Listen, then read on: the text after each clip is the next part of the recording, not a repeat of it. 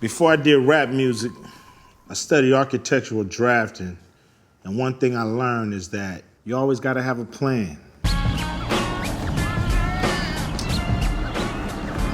A lot of people think LA is just eyesore after eyesore, full of mini malls, palm trees, and billboards. So what? They don't know the LA I know. The good, the bad, and the ugly about LA. The good, the Forum, the Five Torches, the Cockatoo Inn, Raleigh Hut, Watts Towers. One man's eyesore is another man's paradise. The bad, the traffic. Each freeway has its own personality. The 405, bougie traffic. The 110, that's gangster traffic right there. It's a difference. You gotta know where you at. Coming from South Central Los Angeles, you gotta use what you got and make the best of it. What I love about the Eames is how resourceful they are. Charles and Ray Eames, a husband and wife team. 2 days to build this frame. 2 days. Got off-the-shelf factory windows, prefabricated walls. They was doing mashups before mashups even existed. It's not about the pieces, it's how the pieces work together. You know, taking something that already exists and making it something special. You know, kind of like sampling. In a world full of McMansions, where the structure takes up all the land, the Eames made structure and nature one. This is going green 1949 style, bitch. Believe that. Who are these people who got a problem with LA? Maybe they just mad they don't live here.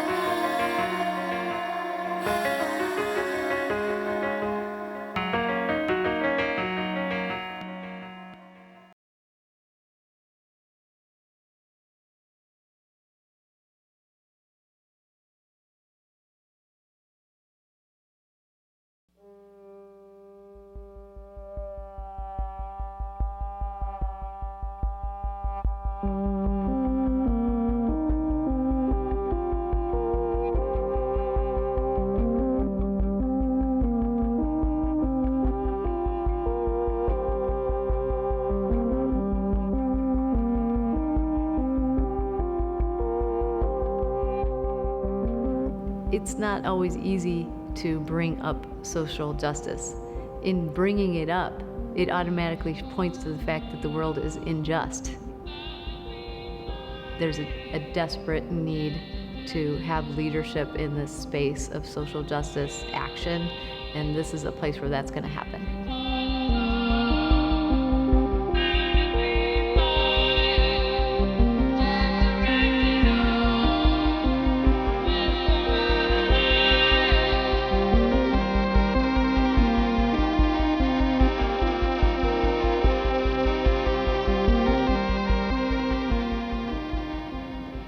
In the past, social justice and social justice activism seems like it's always happened in invisible places. With this project, I feel like there's an actual building, something that embodies the idea of social justice in every way from its outside to its inside. Kalamazoo College had a really strong social justice history that really began with the individuals we think of as our founders. Alan Holben talked about that your education didn't matter unless you could do something with it to have a positive impact on the world. I feel like this center is kind of reconnecting back with that history and bringing it back to life. The school has a history of social justice. They asked us to think about what a center like this would be like. So this diagram that we came up with, which is kind of has these three wings, allows us to create intense transparency in the three different directions of the different kinds of communities on our site, but also allows us to have pockets of spaces tucked away, different sizes of spaces, to have conversations that might not always be easy conversations. There is this kind of crossing over pathways that people can encounter each other even if they didn't plan to. Another element that really reinforces the social gathering component of the space is the hearth.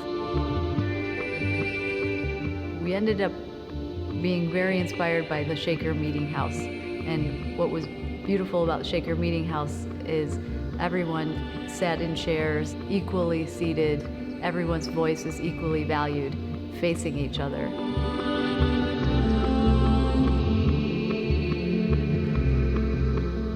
Well, this was a strong collaborative effort that began with the initial planning, and then as we began to identify potential builders, subcontractors, we wanted to make sure that some of Kalamazoo College's values were there. So we wanted to make sure that the subcontractors were diverse, that they included people of color and women and people from different sexual orientations. It's a less visible part of the building at the end of the day, but there really was attention to detail of who was building, how the community was involved, how students also had a say in what the final building would be. And it was very democratic, and it was very engaging and participatory. The cordwood on the exterior of the building was probably the most visible, unique aspect of this project. Cordwood it's a masonry process, but it's not a process that's ever been done in the commercial arena before. I'm very impressed with the level of craftsmanship that our tradespeople have put into this building. So everybody that has worked on the job has a whole lot of pride in what they've done, and I'm watching some of the tradespeople now walk around with their their cameras and stuff, and they're taking pictures saying, I worked on this. This is something that I did.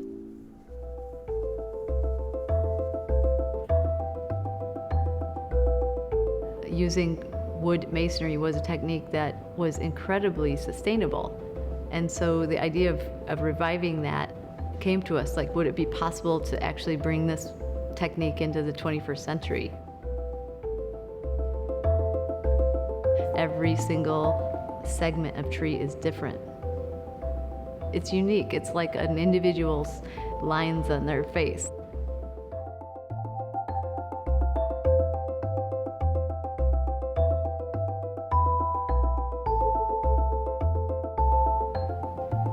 I think this building brings a real nobility to social justice work.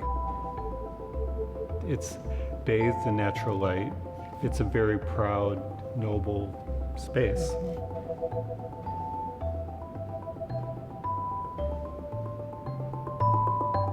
When I look back and think about the work I did, it was in caverns and dark spaces, and it was late at night, and people worried about phones being tapped, and it wasn't front and center. I think this building says this work is front and center, this work is important, it's worthy in a special way.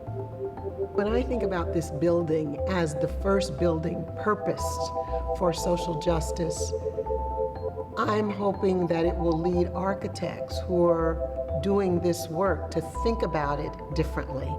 Nature being a part of it. Spirituality is in this building. A connection is in this building. It's a real statement about how a structure can inform people. And that's actually social justice leadership at work.